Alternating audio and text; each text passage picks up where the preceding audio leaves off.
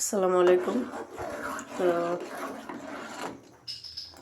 তো দুধ দুধ ছিল বাচ্চার জন্য। বাচ্চার শরীর ভালো না, এটা একটু প্রবলেম, এই জন্য আর বাচ্চাকে দুধ খাওয়াইলাম না।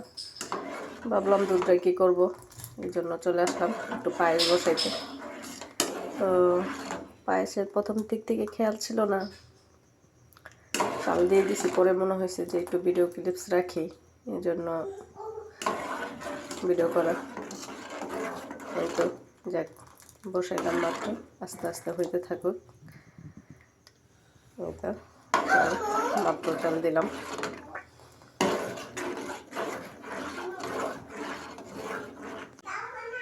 এই তো এখানে 3টে এলাচ আর একটা তেজপাতা দিয়ে দিলাম।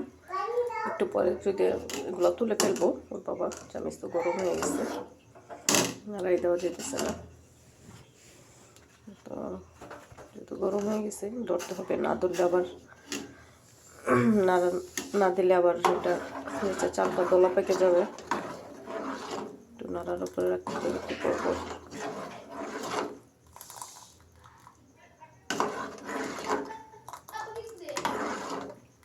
আজকে বাচ্চাকে সারাদিন দুধ দিইনি, ওর একটু পেটে প্রবলেম হচ্ছে, এই জন্য। তো দুধটা তো কিছু একটা না করলে নষ্ট হয়ে যাবে, আর বাসি দুধ রেখে বা কী করবো, বাসি হয়ে যাবে দুধটা।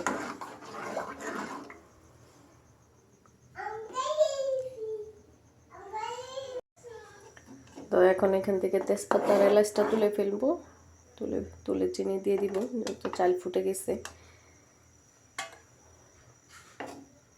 এলাচটা আবার বেশিক্ষণ রাখা যাবে না, আর ঘন হয়ে গেলে আবার এলাচটা মুখে লাগবে, এই জন্য এলাচটা তুলে নিতেছি, এলাচটা তেজপাতাটা।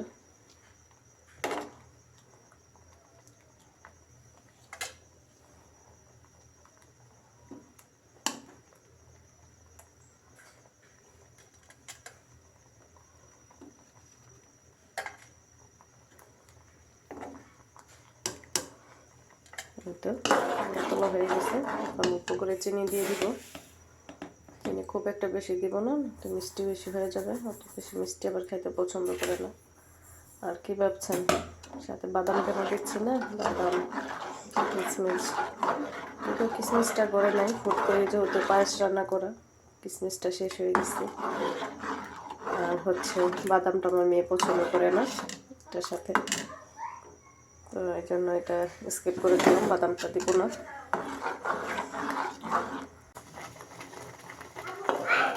হয়ে গেল পায়েস। এই তো আর বেশি ঘন করবো না, যেহেতু ঠান্ডা হলে আরও ঘন হয়ে যাবে। এই তো এখন চুলাটা বন্ধ করে দিব।